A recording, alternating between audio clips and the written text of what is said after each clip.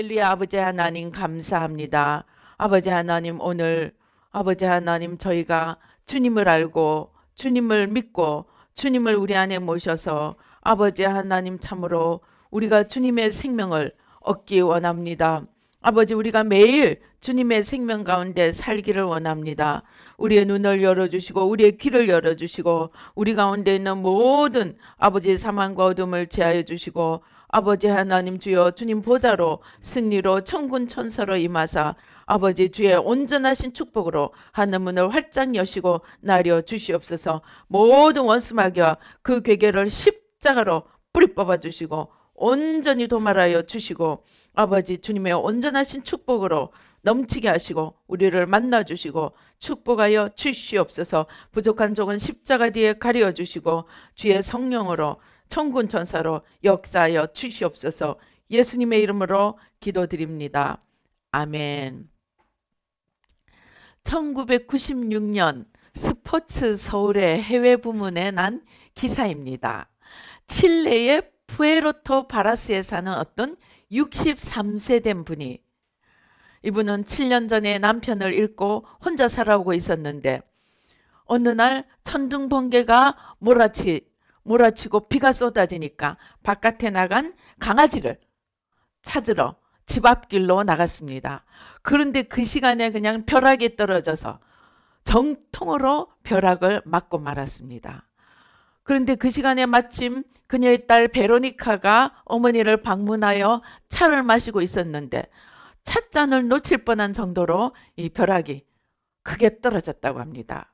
그런데 엄마의 비명소리가 들려서 창가로 가보니 어머니가 누워있고 쓰러져 있고 옷이 새까맣게 타서 옷에서 연기가 피어오르고 있었습니다. 그녀는 뛰어나가서 어머니를 부축해서 집 안으로 데려와 수건으로 닦다가 기절할 뻔 했다고 합니다. 어머니의 얼굴이 10대 때 자기 얼굴을 보는 것 같았습니다. 엄마가 딸보다 더 젊어진 것입니다. 원래대로 남은 것은 흰 머리카락밖에 없었다고 합니다. 피부뿐 아니라 유방도, 처진 유방도 올라가 몸매 전체가 팽팽한 10대 몸매가 되었습니다. 1996년에 칠레에서 일어난 실화입니다. 벼락이 현대 문명도 줄 수 없는 기적을 가져온 것입니다. 조금 회춘한 정도가 아니고 몸이 완전히 10대로 바뀌어버린 것입니다. 그런데 그렇다고 하여서 우리가 젊어지기 위해서 벼락을 찾아가서 일부러 맞을 수 있습니까? 아닙니다. 이게 믿을 수 없습니다. 반대로 어떤 소녀는 15세 되는 15세 소녀였는데, 포르투갈에 있는 15세 테레사라는 소녀는 그 바닷가에서 산책을 하다가 벼락을 맞았습니다. 즉시 병원에 실려갔습니다. 근데 그때까지만 해도 별 이상이 없었다고 합니다. 그런데 그를 치료한 델지마르 호란다라는 의사가 보고를 했는데 그날 밤 10시쯤 나는 그녀를 회진했는데 그때는 아무런 이상이 없었어요. 그런데 다음날 아침에 그녀의 병실 문을 열었더니 오마이갓, 테레사는 없고 처음 보는 할머니가 누워 있었습니다. 그리고 나는 그 할머니가 테레사라는 사실을 알고 얼마나 놀랐는지 모릅니다.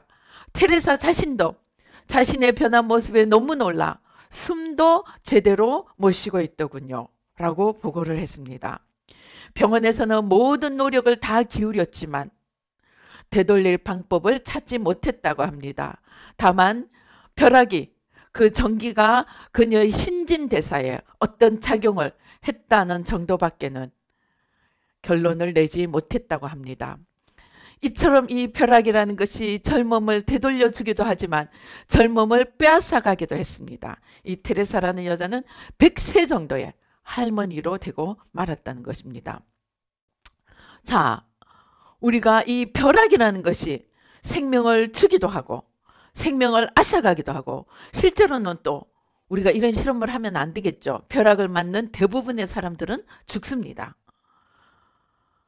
자, 그러면은 우리가 정말 젊어지고 싶으면 어떻게 해야 될까요? 정말 매일매일 젊게 살고 싶으면 어떻게 해야 할 것이야? 어떻게 해야 할까요? 오늘 성경이 그 답을 이야기해 주고 있습니다.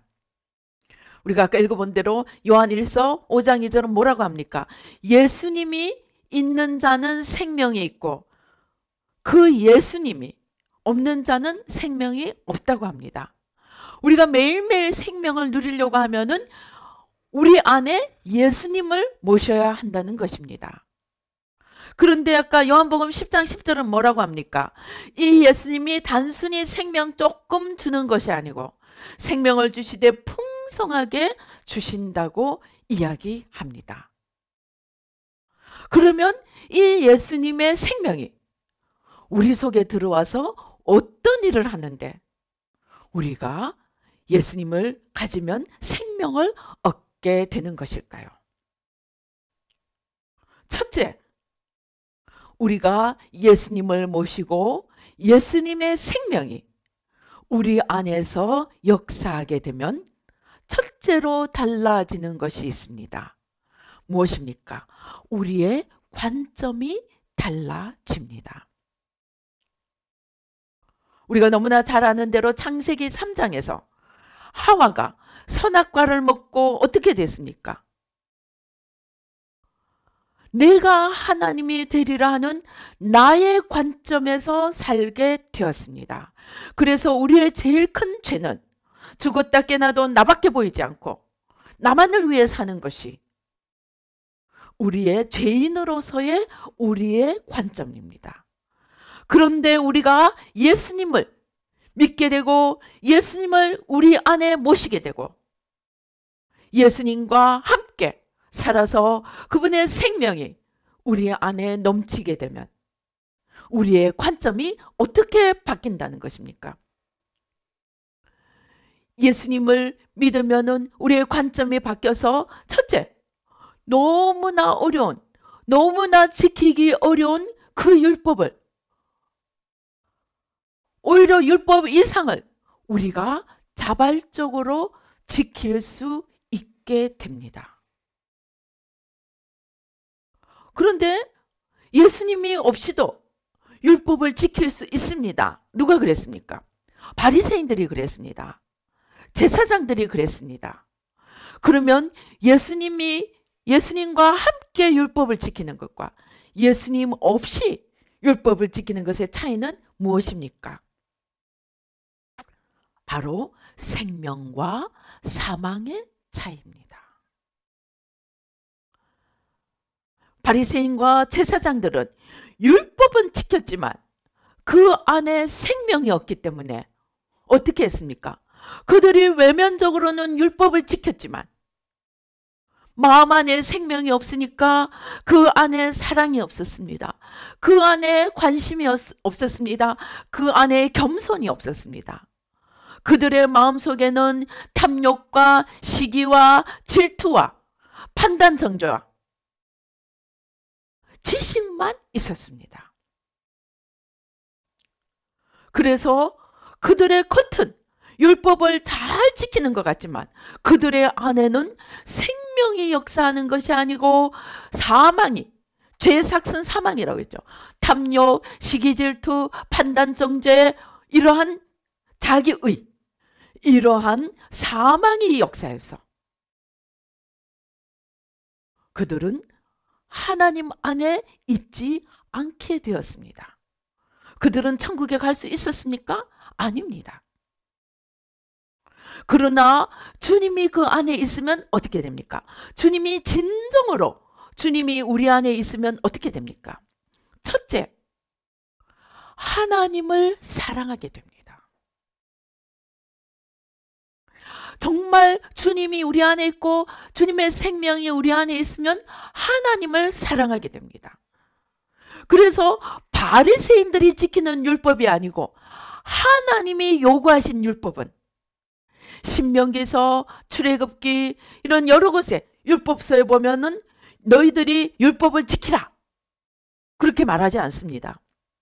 너희가 하나님을 마음을 다하고 뜻을 다해서 사랑하고 그 계명을 지키면, 그렇게 이야기합니다. 그러니까 애초에 하나님이 시내산에서 율법을 주실 때 요구한 그것은 생명으로서의 하나님 사랑과 그 사랑 안에서의 순종을 요구한 것입니다. 그런데 그 하나님의 마음을 헤아리지 못하고 그들의 마음속에 하나님을 모시지 못했던 율법학자나 서기관들이나 제사장들은 마음에는 하나님이 하나도 없고 외모만 율법을 지키고 외모만 하나님 따라가는 것처럼 하니까 사랑과 겸손과 이웃사랑과 섬김이 온 것이 아니고 무엇이 왔습니까? 야, 우리는 선택받은 백성이야. 너희는 지옥의 불쏘시개야. 시오니즘이 왔습니다. 선민사상이 왔습니다. 그리고 그들은 안식일에 열심히 율법을 지켰지만 하나님 사랑과 이웃 사랑에서 지킨 것이 아니니까 율법 어기는 사람을 눈에 불을 켜고 찾으러 다녔습니다. 그리고 하나님의 마음이 아니고 율법을 지나친 규정으로 만들어서 센치까지, 그람까지 정해놓고 마음은 없이 형식만 갖추게 하는 그런 규정으로 전락시키고 말았습니다. 그러나 진정으로 우리가 예수님과 그 예수님의 생명이 우리 안에 있게 되면 어떻게 하게 됩니까? 하나님을 사랑하기 때문에, 진정으로 예수님을 사랑하기 때문에, 하나님을 사랑하니까 그 하나님이 예수님을 보내시고 그 예수님이 내 이웃을 위해서 죽었습니다. 그러니까 하나님을 사랑하기 때문에 이웃을 사랑하게 됩니다. 그리고 하나님을 사랑하기 때문에 하나님이 진정으로 율법에서 말씀하신 내가 너희 가운데 함께 있기 위해서, 내가 너희 가운데 거할 수 있기 위해서 너희는 거룩하라고 했습니다. 너희 가운데 부정함이 틈탄다면 날이 새기 어두워지기 전에 정결한 예식으로 통해서 정결하게 하라고 했습니다. 그것이 하나의 율법과 문자를 위해서가 아니고 하나님이 함께 거하기 위해서입니다. 그래서 주님이 우리 안에, 주님의 생명이 우리 안에 거하게 되면 하나님이 내 안에 거하시게 하기 위해서 생각도 거룩해집니다. 마음도 거룩해집니다.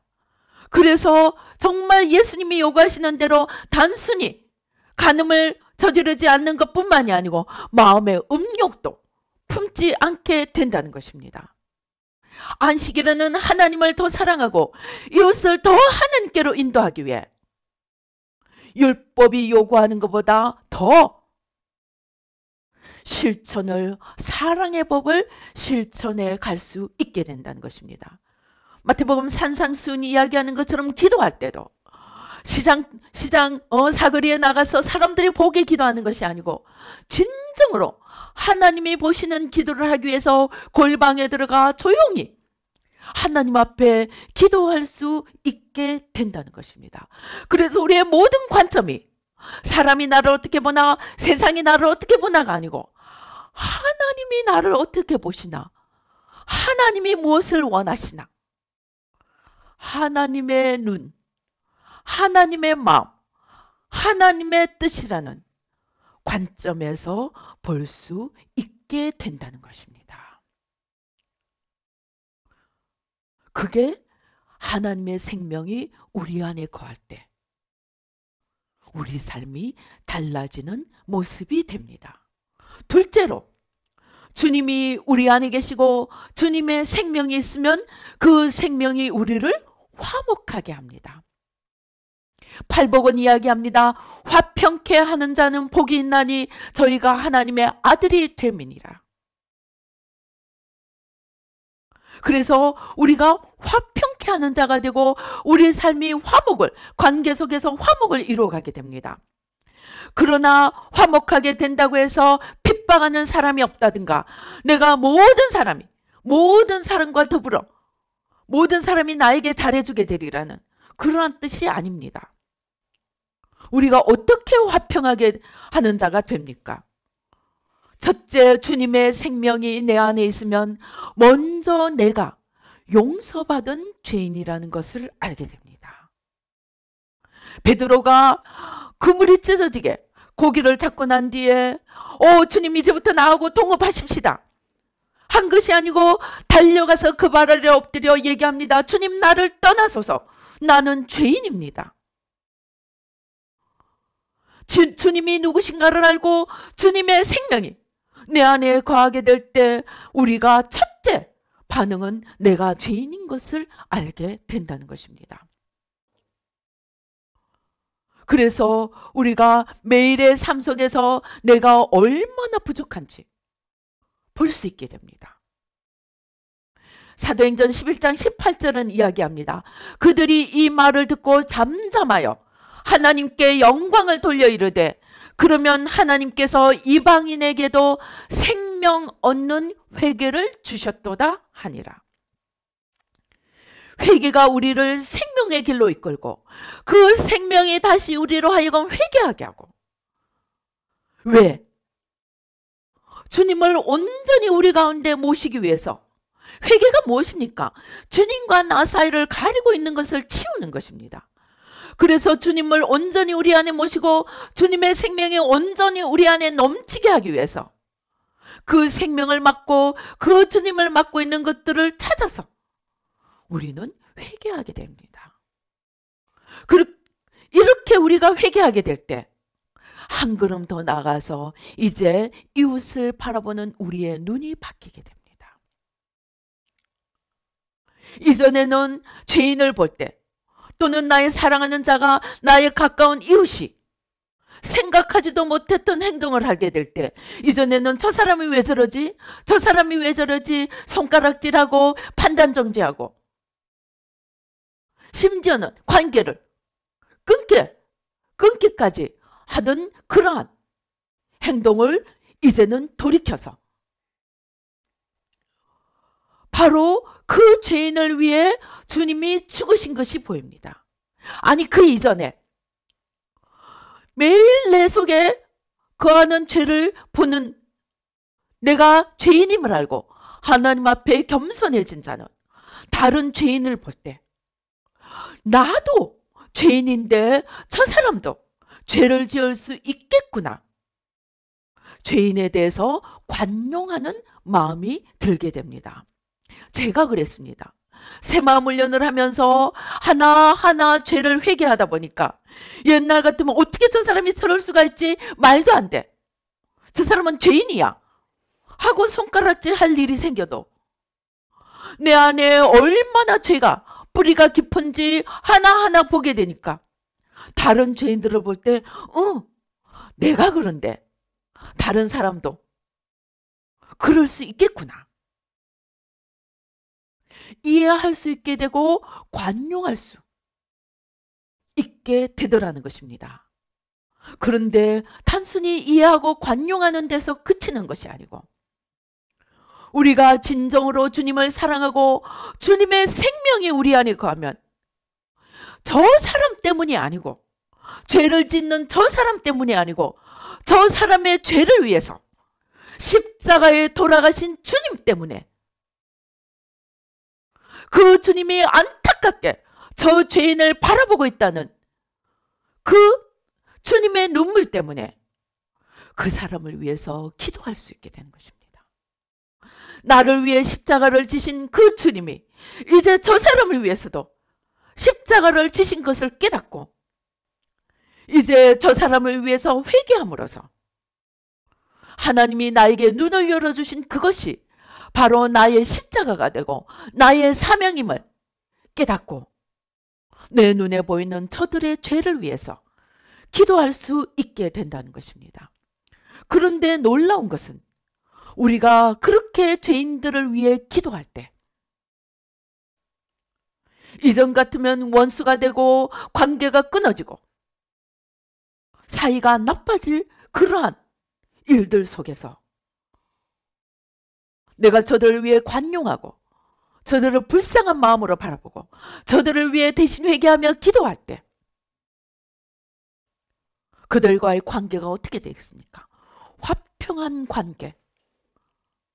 우리가 하나님을 기쁘시게 하면 하나님이 우리 원수라도 우리와 화목해 한다고 하셨는데 제일 기쁘시게 하는 것이 무엇이겠습니까?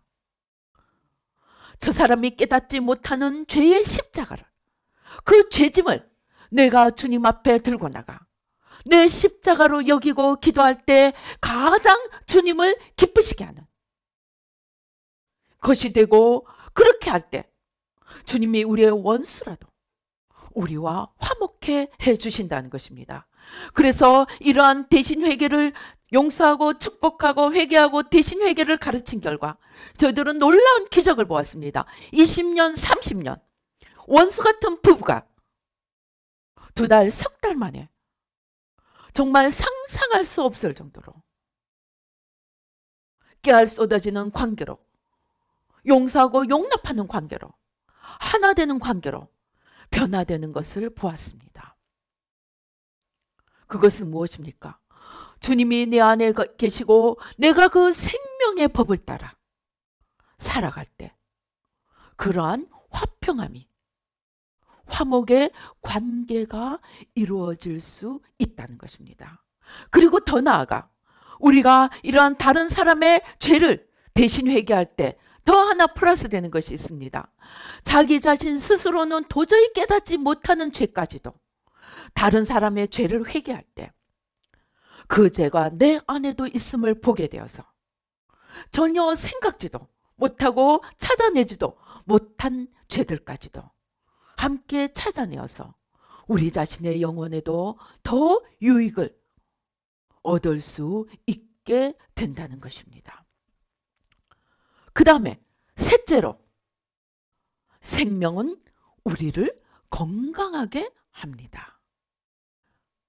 아까 우리가 벼락 맞은 이야기에서 본 것처럼 벼락이 그 사람을 새로운 10대 청춘으로 돌려놓았습니다. 벼락이 10대 청춘으로 돌려놓을 수 있다면 우리가 제대로 하나님을 믿고 제대로 예수님을 믿고 그 생명이 제대로 우리 안에 거한다면 우리도 그렇게 젊게 살 수 있지 않겠습니까? 출애굽기 15장 26절에 보면 우리가 하나님께 순종할 때 애굽에 내린 질병을 하나도 주지 않으리라고 했습니다. 병이 무엇입니까? 병은 늙는 것이고 사망입니다. 우리가 하나님을 순종하고 하나님을 사랑하고 하나님을 따라갈 때 우리에게 그 사망이, 생명과 사망과 복과 저주가 있다고 했는데 우리에게 생명이 오고 우리에게 복이 오고 우리에게 건강이 오리라는 것입니다. 그래서 질병 곧 사망의 세력이 우리 가운데 머무를 수 없게 된다는 것입니다. 어떤 사람이 열심히 신앙생활을 했습니다. 매일매일 성령 충만한 삶 속에 살도록 노력을 했습니다. 근데 이 사람이 어느 날 기도하는데 하나님이 내가 너에게 생명을 주리라, 그런 음성을 들었습니다. 그런데 무슨 일이 일어났을까요? 다음날 보니까 주름살이 없어져 있더래요. 눈가에 막 주름살이 없어져 있더래요. 즉 하나님의 생명은 우리의 피부도 노화를 막아주고 심지어 노화했던 것조차 돌려줄 수 있다는 것입니다. 그래서 한번 자세히 살펴보세요. 기도 많이 하는 사람들은 얼굴에 세포 하나하나가 살아있는 것을 보게 됩니다. 그래서 우리는 물론 이러한 생명을 통해서 이러한 건강과 새로운 힘이 오기도 하겠지만 우리도 또 성령 충만함과 이러한 생명을 구하기도 해야겠습니다. 그래서 우리가 하나님을 사랑하면 하나님의 생명이 우리 속에 흘러나오기 때문에 질병도, 애굽의 그 질병도 하나도 찾아올 수 없고, 혹시 병이 왔다 하더라도 우리가 이 생명으로 물리칠 수 있고, 마귀를 대적하라 그리하면 저가 물러가리라 했는데 우리가 병마를 물리치면 찾아오더라도 물리칠 수 있고, 더 나아가 하나님의 생명 때문에 어떻게 된다고 했습니까? 소년이라도 피곤하고 장정이라도 곤비 하나, 하나님을 사랑하는 자는, 하나님을 사모하는 자는 독수리의 날개친 같은 샘이 넘쳐나서 하늘로 향해 올라가리라고 말하는 것입니다. 그래서 주님의 생명이 우리 안에 넘칠 때 우리는 나야 가라 하고 외치면서 늘 새롭게 새 힘으로 살 수 있게 됩니다. 이러한 생명의 능력이 우리 안에 있다는 것을 우리는 알아야 합니다. 하나님을 알지 못해서 죽어가는 것이 아니고, 우리가 우리 안에 계신 하나님을 온전히 알아서 하나님의 생명이 우리에게 건강을, 우리에게 늙지 않음을, 이 새로운 놀라운 기적의 비밀들을 풀어갈 수 있도록 우리는 하나님의 풍성한 생명을 누려야 하겠습니다. 네 번째로, 하나님의 생명은 우리 삶을 풍성하게 해줍니다. 저는 지옥에 있는 목사들을 보여달라고 기도했습니다. 하도 많은 사람들이 지옥의 목사들을 많이 보고 왔다고, 그래서 도대체 목사들이 어떻게 하면 지옥에 가는가 궁금해서 하나님, 지옥에 가 있는 목사들을 좀 보여달라고 기도를 했습니다. 그랬더니 첫 번째, 어떤 목사를 보여주셨느냐, 교회를 인간적인 방법으로, 교회 자리를 채우고 인간적인 방법으로 교회를 세워가서 아마 하나님 앞에 죄를 짓게 됐는지 그렇게 해서 지옥에 가 있는 사람을 보았습니다. 그리고 그 다음에는 아마 하나님 일을 열심히 했는지 목사님이 재정이 풍성해졌습니다. 그래서 집에 돈이 많이 쌓였습니다. 그런데 이 목사님이 그 쌓여진 풍성한 재정을 자기만을 위해 쓰고 어려운 주위 사람들을 돌아보지 않고 자기 욕심만 부리다가 지옥에 있는 것을 보았습니다. 저는 마태복음 25장 양과 염소의 비유가 다시 생각났습니다. 우리가 가난한 사람을, 배고픈 사람을 먹이지 않고, 목마른 사람을 마시우게 하지 않고, 추운 사람에게 옷 입히지 않고, 병든 사람을 찾아가지 않을 때 단순히 선을 행하지 않는 데서 그친 것이 아니고, 하나님이 주신 축복을 마땅히 행해야 될 자리에 쓰지 않으면 바로 염소처럼 영벌에 들어간 거, 실제로 그렇게 살다가 지옥 가 있는 목사라는 것을 깨닫게 되었습니다. 그러니까 하나님께서 주시는 풍성한 생명이라는 것은 단순히 돈 많이 모아놓고 축제하고 재정이 많다, 그러한 것이 아니라는 것입니다. 만약에 우리가 눈에 보이는 풍성한 생명만 이야기한다면 부자와 거지 나사로 이야기에 나오는 부자는 하나님의 풍성한 생명을 누렸기 때문에 당연히 천국 가 있어야 될 것입니다. 그런데 그 부자는 사람의 눈에는 풍성한 삶을 살았지만 그는 지옥에 가 있었습니다. 그러면 풍성한 생명을 누린다는 것은 무엇이겠습니까? 하나님 안에서 하나님 뜻대로 생명을 심는 삶을 먼저 살아야 한다는 것입니다. 하나님 안에서 눈이 열려지고 진정으로 생명을 심는 사람은 어떻게 하겠습니까? 돈을 벌기 위해서 일하는 것이 아니고 사람을 돕기 위해서 일합니다. 돈을 벌기 위해서 물건을 만드는 것이 아니고 사람을 도우기 위해 물건을 만듭니다. 나 하나 치부하기 위해서 사업을 하는 것이 아니고 사람들을 많이 살게 하기 위해서 사업을 일으키고 사업을 키워나갑니다. 그렇게 하면 하나님께서 그것이 풍성함에 풍성함을 이어가도록 축복을 해 주신다는 것입니다. 우리가 하나님 앞에 나갈 때도 생명을 열심히 심어야 합니다. 제가 신학교에 가니까 믿음의 4대 집안이 많았습니다. 그런데 재미있는 것은 4대라도 천양지차더라는 것입니다. 어떤 분들은 증조부가 또는 고조부가 열심히 선교사 때부터 예수님을 믿어서 또는 그 힘든 가운데서 예수님을 믿으면서 정말 주님을 위해 열심히 살면서 하나님 앞에 생명을 심었던 자들은 정말 멋있는 4대로서의 정말 부끄러움이 없는 그런 집안을 이루었습니다. 그런데 그저 교회만 왔다 갔다 한 4대들은 4대인지 아닌지 별로 드러나지가 않았습니다. 어떻게 심었느냐에 따라 그 4대의 모습이 달랐다는 것입니다. 그래서 우리가 하나님 앞에 어떻게 합니까?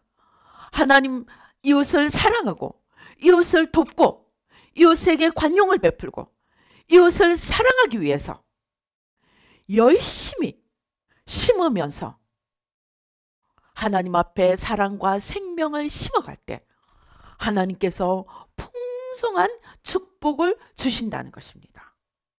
그런데 이렇게 풍성한 축복을 주실 때도 자기를 위해 움켜쥐지 않고 더 심는 자가 됩니다. 그래서 주는 자가 됩니다. 그래서 풍성한 생명을 누리기 위해서는 먼저 주는 자가 되어야 합니다. 그래서 하나님의 생명이 나를 통해서 흘러 넘치게 할 때 나누고 베풀고 주는 자가 될 때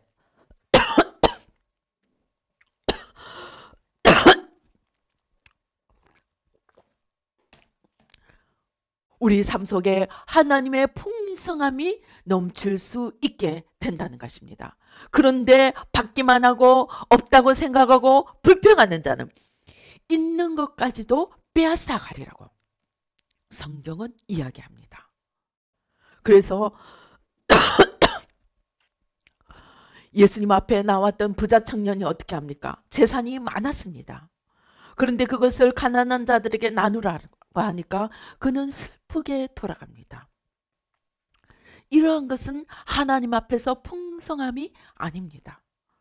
율법이 이야기하는 풍성함은 하나님께서 주신 축복을 통해서 고아와 과부, 가난한 이웃, 이방인들, 나그네들, 어려운 자들을 돌아보는 그 삶 자체가 풍성한 삶입니다. 그리고 그렇게 할 때 율법은 이야기합니다. 너희들이 그렇게 할 때 내가 너희에게 복을 주리라고 이야기합니다. 그래서 우리가 하나님 앞에 풍성한 생명을 얻기 위해서 우리는 먼저 생명을 심는 삶을 살아야 한다는 것입니다. 그런데 돈만을 위해서 돈만 바라보면서 돈을 벌기 위해서만 일할 때 그 중심에 돈밖에 없을 때 그 사람은 혹 돈을 벌었다 할지라도 그 사람의 영혼은 참된 생명을 얻지 못한다는 것입니다. 그래서 우리는 풍성한 생명을 단순히 눈에 보이는 축복만이 아니고 물질의 축복만이 아니고 먼저 심고 사랑을 심고 도움을 심고 긍휼을 심고 주는 자가 되어서 먼저 생명을 심어갈 때 하나님께서 더 많은 풍성함을 누릴 수 있도록 우리를 도와주신다는 것입니다. 그래서 신명기 30장에 보면은 13절에 보라 내가 오늘 생명과 복과 사망과 화를 내 앞에 두었나니 곧 내가 오늘 내게 명령하여 내 하나님 여호와를 사랑하고 그 모든 길로 행하며 그의 명령과 규례와 법도를 지키라 하는 것이라. 그리하면 내가 생존하며 번성할 것이요 또 내 하나님 여호와께서 내가 가서 차지할 땅에서 내게 복을 주실 것입니다. 그래서 하나님이 주시는 풍성한 생명으로서의 풍성함을 누리기 위해서 우리는 생명을 심고 주고 나누는 자가 되어서 생명으로서의 풍성함을 누릴 수 있게 되어야 하겠습니다. 우리가 진정으로 예수님을 우리 안에 모시면 이러한 삶을 살 수 있게 된다는 것입니다. 그래서 요한복음 6장 35절에 예수님은 나에게 오는 자는 줄이지 아니할 터요 나를 믿는 자는 영원히 목마르지 아니하리라. 또 오늘 우리 요한복음 10장 10절에서 읽은 것처럼 주님은 생명을 얻되 더 풍성하게 얻도록 해 주신다는 것입니다. 그리고 이러한 풍성함을 얻게 하는 하나님의 생명의 또한 모습이 바로 지혜입니다. 우리가 이 풍성한 생명을 얻기 위해서 반드시 염두에 두고 우리가 구해가야 될 한 가지는 하나님으로부터 오는 생명으로서의 지혜입니다. 그것을 잠언 8장 14절 이하가 이야기합니다.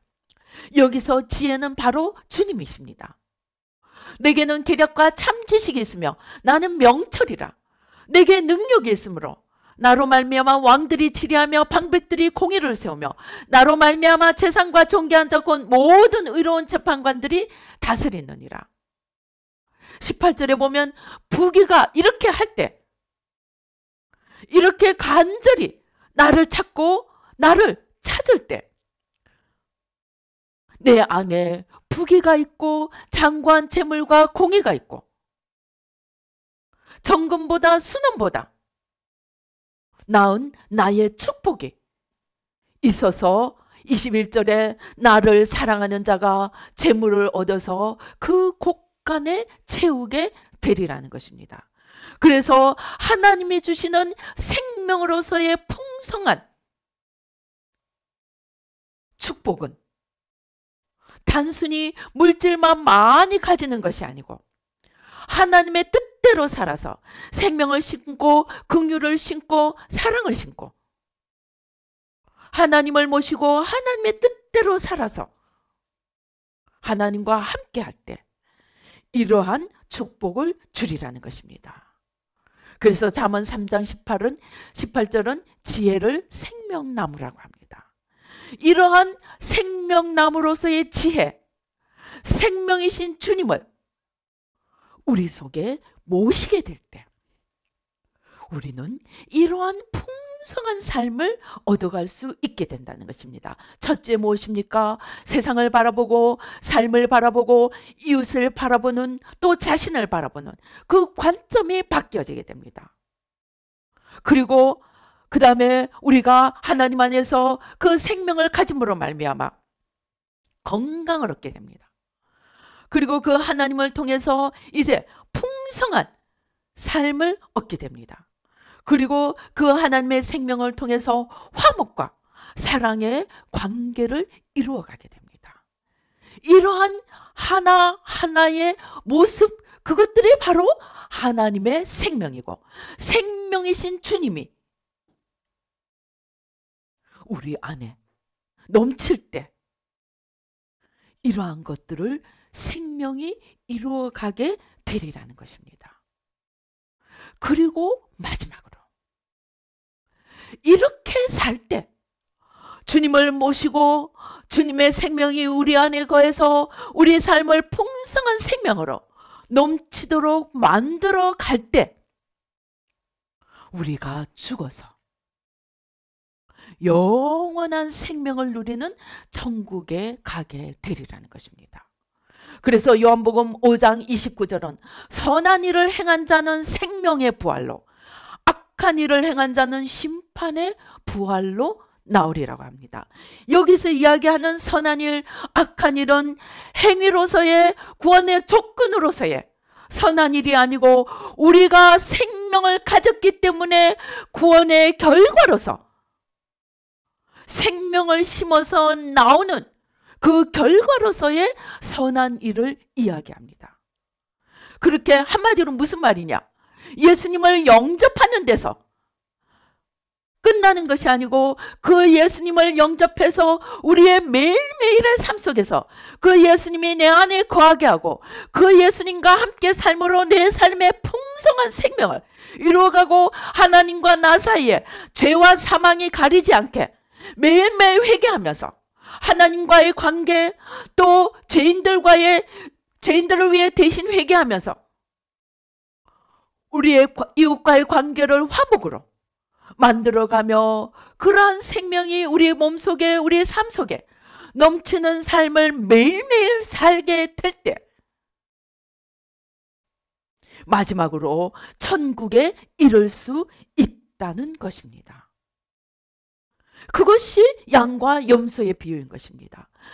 내가 예수를 믿노라 하면서 염소처럼 줄인 자도 몰라라, 배고픈 자도 몰라라, 추위에 떠는 자도 몰라라 하고 산다면 우리가 주님의 심판대 앞에 설 때 나는 너를 도무지 모른다고 악한 자로 불타는 지옥에 던져지고 만다는 것입니다. 그러면 무엇입니까? 구원은 지속적인 생명 속에 거하는 삶이 되어야 한다는 것입니다. 그것을 베드로후서 1장 4절에서 베드로가 잘 요약을 해놓고 있습니다.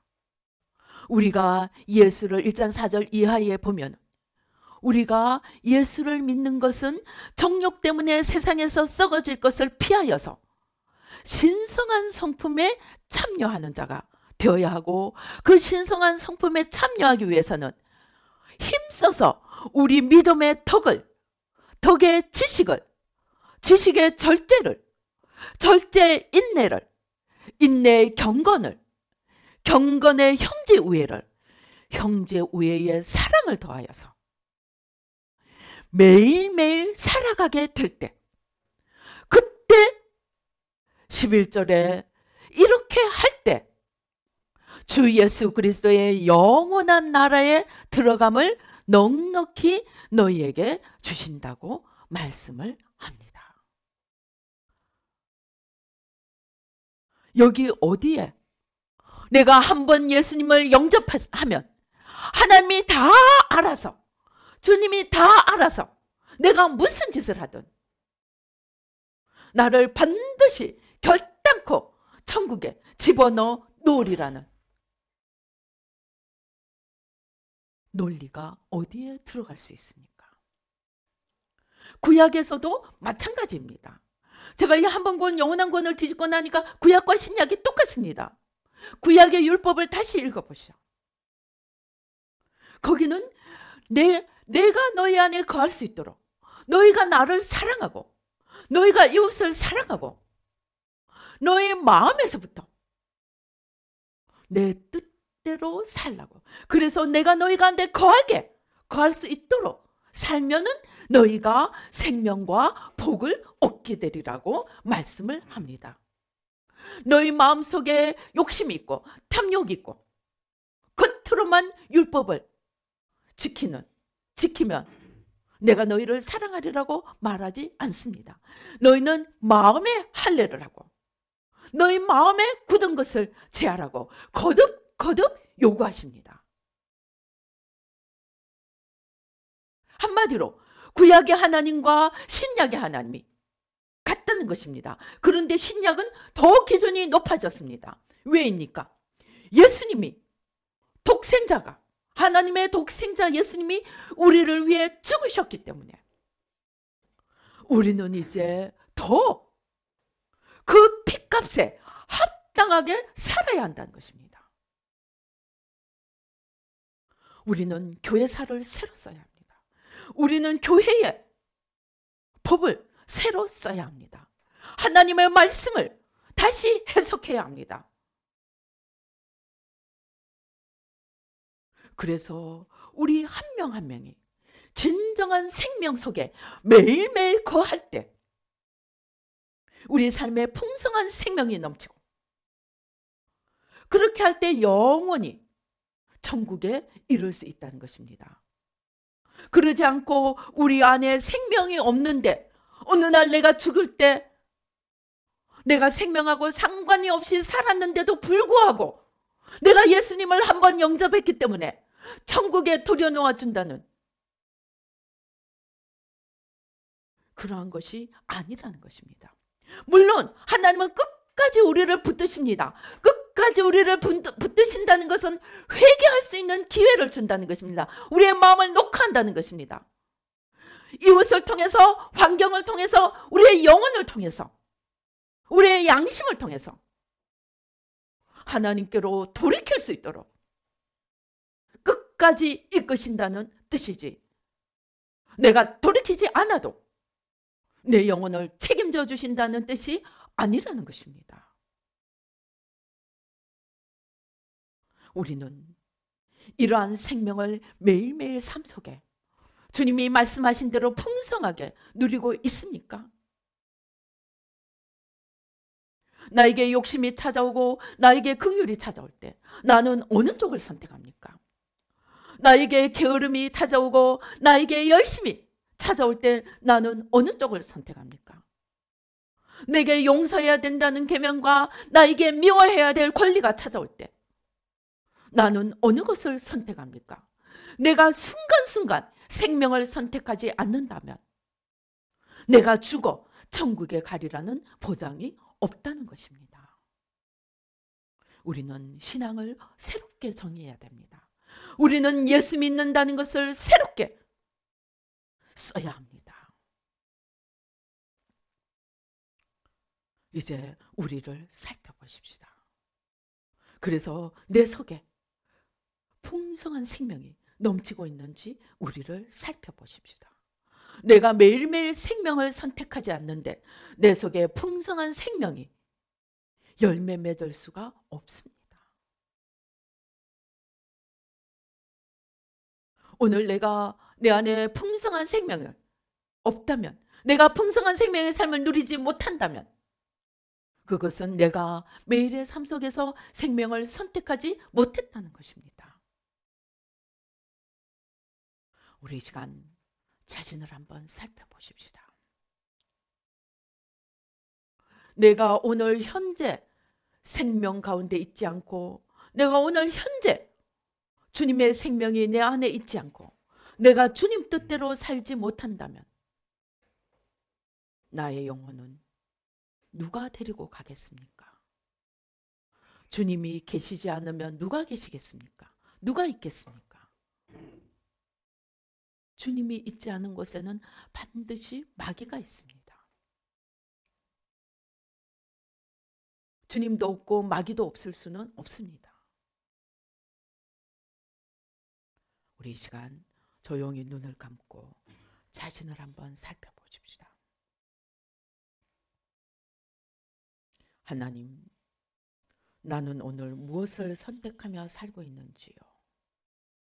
하나님, 오늘 내 삶에 하나님의 생명이 풍성하게 넘치고 있는지요? 아버지, 그저 내가 예수 믿었으니 나는 당연히 천국 가겠지, 안일하게 잠자고 있지는 않은지요? 아버지, 우리를 불쌍히 여겨 주시옵소서.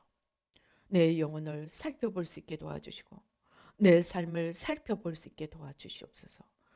생명의 성령의 법이 내 안에 있는지, 죄와 사망의 법이 나를 지배하고 있는지 살펴볼 수 있도록 도와주시옵소서. 내가 마귀에 이끌려 살고 있는지 주님에 이끌려 살고 있는지, 내가 욕심에 이끌려 살고 있는지 하나님 사랑하는 마음으로 심으며 흩으며 구제하며 나누며 살고 있는지 나를 살펴볼 수 있도록 도와주시옵소서. 하나님 용서하여 주시옵소서. 또한 아버지 이러한 복음의 진리를 아버지 잘못 전하고 잘못 가르친 영적 지도자들의 죄를 용서하여 주시옵소서. 자기도 들어가지 않고 남도 들어가지 못하게 막는 소경이 소경을 이끄는 지도자가 된 것 용서하여 주시옵소서. 신학교와 교수들과 아버지 교리가 잘못된 것들 바뀌어지도록 이 종교개혁 500주년의 이 시점에서 새로운 교회의 역사가 아버지 쓰여지도록 하나님 축복하여 주시옵소서. 우리를 불쌍히 여겨 주시옵소서. 아버지 내 안에 하나님에 대한 간절함이 불타오르는 열정이 있는지 하나님 나를 아버지 살펴보아 주시옵소서. 내 영혼이 잠자고 있고 내 영혼이 게으르게 앉아있다면 생명이 아니라 사망이 나를 붙들고 있는 것입니다. 하나님 용서하여 주시고 아버지 사망을 십자가로 온전히 태우고 아버지 주님의 생명으로 열정으로 아버지 불타오르게 도와 주시옵소서. 무지와 어리석음을 다 제하여 주시고 진리와 아버지 하나님 총명으로 생명으로 아버지 바꾸어 주시옵소서. 아버지 우리 안에 있는 질병과 가난과 연약함 아버지 하나님 주여 이 사망의 세력들을 십자가에다 못 박습니다. 끊임없이 하나님의 생명을 붙들어 오지 못한 것을 용서하여 주시고 이제 질병과 원수마귀의 병마와 사망의 세력을 십자가로 온전히 뿌리 뽑아 주시고 하나님의 건강과 생명과 하나님으로부터 오는 생명의 풍성함이 우리에게 넘치게 도와주시고 또 이것을 위하여 또 아버지 늘 생명을 심어갈 수 있는 나누고 베풀며 아버지 섬기며 생명을 심어갈 수 있는 오 주여 저희들이 될 수 있도록 축복하여 주시옵소서. 역사하여 주시옵소서. 아버지 주여 오 주여 아버지 하나님 주여 불쌍히 여겨 주시옵소서. 아버지 우리를 불쌍히 여겨 주시고 생명의 법을 생명의 도를 주님의 도를 아버지 바로 깨닫고 나아갈 수 있도록 도와 주시옵소서. 축복하여 주시옵소서. 아버지 하나님 감사합니다. 오 주여 감사합니다. 아버지 주여 예수의 피로 예수의 피로 예수의 피로 또한 아버지 하나님 이러한 복음을 아버지 하나님 주여 바르게 아버지 하나님 새롭게 전하기 위해 아버지 하나님 주여 하나님 함께하여 주시고 아버지 하나님 모든 필요한 훈련 아버지 또 아버지 함께할 자들 사람을 보내어 주시고 또 필요한 센터 아버지 하나님 모든 필요한 물질 아버지 하나님 주여 모든 필요한 것들 넘치도록 채워주시고 또 아버지 함께 갈 자들 보내어 주시고 축복하여 주시옵소서. 그리하여 하나님의 교회를 새롭게 하며 하나님의 나라를 반석 위에 굳건하게 세우며 아버지 하나님 주여 영원한 생명의 아버지 역사를 아버지 우리 한국과 아버지 아시아와 열방에 아버지 하나님 퍼져갈 수 있도록 아버지 축복하여 주시옵소서. 역사하여 주시옵소서. 아버지 불쌍히 여겨 주시옵소서. 오직 우리 가운데는 모든 죄와 사망의 세력 모든 질병과 가난 아버지 모든 무지 어리석음 다 뿌리 뽑아 주시옵시고 하나님의 풍성한 생명으로 아버지 축복하여 주시옵소서. 역사하여 주시옵소서. 감사하고 예수님의 이름으로 기도드리옵나이다. 아멘.